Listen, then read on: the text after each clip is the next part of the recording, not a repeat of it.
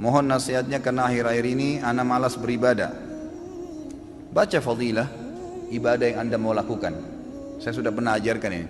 Mau rajin sholat malam, baca hadis tentang sholat malam. Mau rajin sedekah, baca hadis tentang sedekah. Kita punya hak secara syar'i menanyakan saya dapat apa kalau saya kerjakan ibadah itu. Boleh, nggak apa-apa. Karena memang Allah yang menjanjikan itu, ya kan? Coba baca buku hadis, fadilah sholat duha, fadilah sholat sunnah, qabliyah, rawatib, fadilah sholat wajib, duhur, asar, maghrib, isya, fadilah bakti dengan orang tua, fadilah haji dan umrah, fadilah sadaqah, fadilah puasa Ramadan, fadilah. Apa itu fadilah? Janji positif Allah di ibadah yang akan kita lakukan. Kalau mau termotivasi, untuk apa kita mau ke satu tempat? Karena ada janji yang ada satu menjanjikan yang kita dapatkan di sana kan. Untuk apa kita kerja satu perusahaan? Karena ada janji gajinya lah, prestasi dan seterusnya. Begitu. Manusia memang kalau dijanjikan baru mau bergerak. Maka wajar kita baca janji Allah di ibadah itu kita akan termotivasi. Yang kedua, jauhi semua fasilitas maksiat. Karena semua yang membuat orang malas ibadah karena ada dosa. Selama antum masih terlibat di dosa sekecil apapun, maka akan mudah sekali tergelincir untuk malas ibadah. Tergelincir itu. Saya sudah pernah jelaskan. Ibadah punya kenikmatan, dosa punya kenikmatan. Tapi nggak bisa disatuin.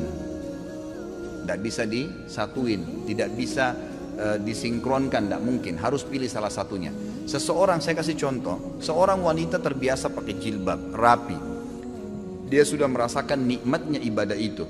Tiba-tiba kedatangan satu orang laki-laki di rumahnya, sepupunya atau yang bukan mahramnya, lalu dia kelihatan tidak pakai jilbab. Bagaimana perasaan dia sebagai muslimah? Merasa berdosa, merasa bersalah. Kenapa tadi rambut saya dilihat ya? Kenapa?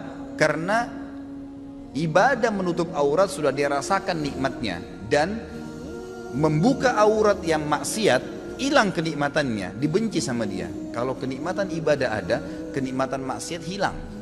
Kan? Terbiasa menutup aurat membuat orang jadi tidak mau buka aurat, gitu kan?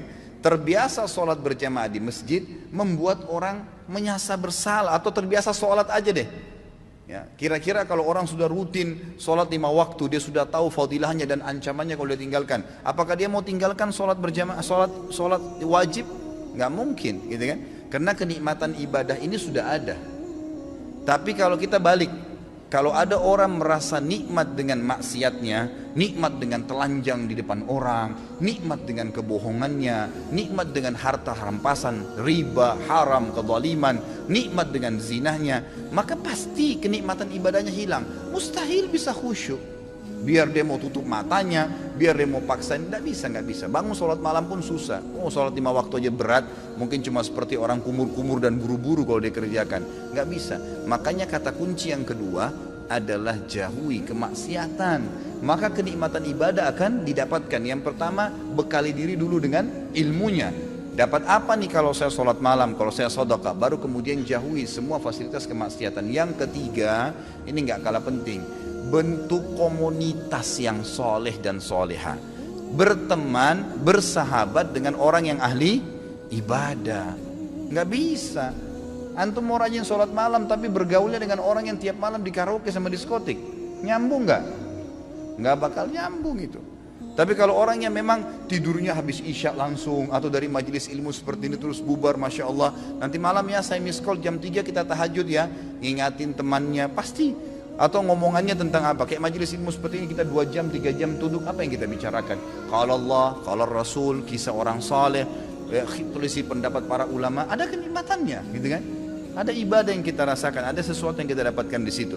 Maka teman-teman yang terbiasa dengan ini, nanti dia akan bilang lagi, kayak minggu depan itu, atau mungkin hari Senin ada ustadz ini loh di masjid ini, oh ada ustadz ini di sana kalau pagi, oh ada tablik akbar nanti di sana, oh ada CD-CD-nya Ustadz Khalid tuh di situ, ada ceramahnya si Ustadz Fulan ini di sana.